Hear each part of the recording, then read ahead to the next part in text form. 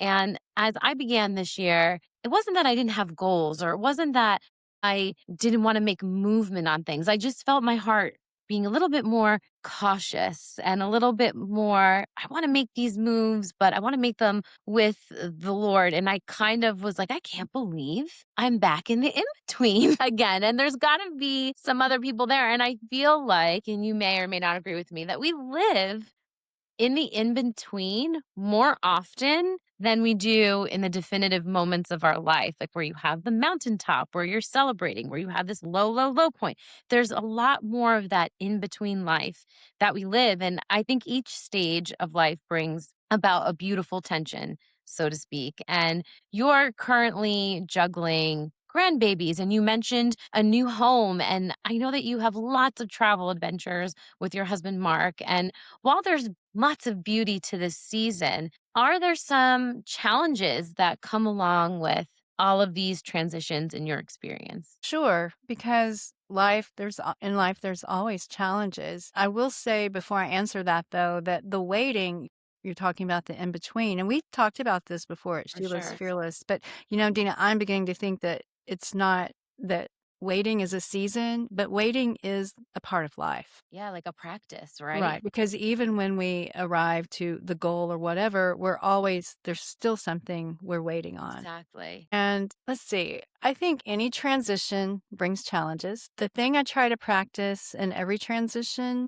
is being present and knowing, praying, asking for wisdom with what goes forward, what gets left behind.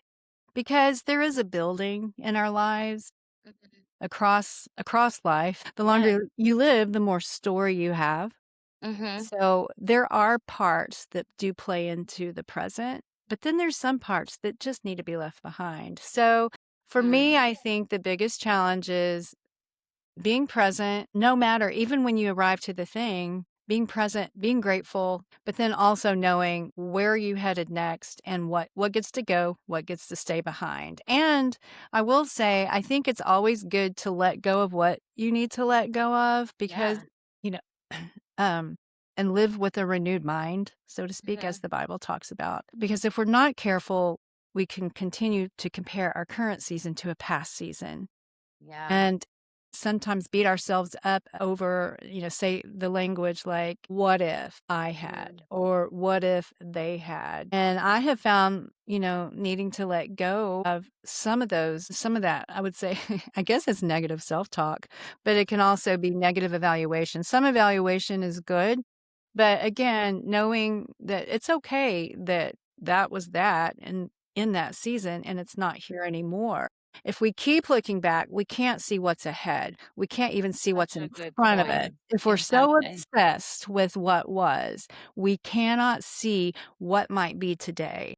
That's so good, and I bet you that Satan likes to stick everybody on the merry-go-round of what was, what should have been, what I could have done better, and you're right, that really stops your eyes from looking up and looking forward to where God wants you to make that step forward. Because even I get caught in that, it's like, I know to move forward, I know to get off the merry-go-round, but then I'll see something or something will happen or someone will say something, and my heart just gets tugged right back to that place. So Same here. I feel that so much. And I feel like you've mentioned empty nesting before. And I feel like there's empty nesting like when you send your kids off to college. And then there's empty nesting where you're sending them out to do life and they're coming back with like grandchildren for you to watch. That's probably like even like a third act you could say. And I'm sure that even though it's exciting, it probably takes a certain kind of wisdom as you move forward. You're probably moving forward with a different perspective as you say, Lord, where am I going next? What are we doing next? And I feel like there's a lot of listeners who are probably at that stage where they're feeling that tension of, okay, I have moved into this next stage of my life. How can I steward it well? Like, what steps should I take to start that?